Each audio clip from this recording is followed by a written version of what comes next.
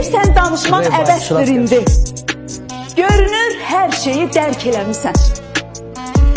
Bəlkə yer işinə vurğunam deyə məni yavaş-yavaş tərk eləyirsən.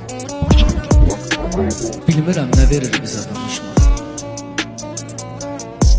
Ara bir incimək, küsmək, barışmaq.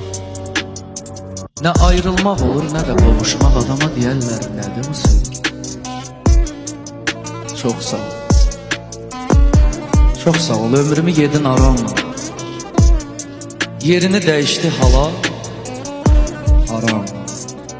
Bəs indi mən səni sevim, haram.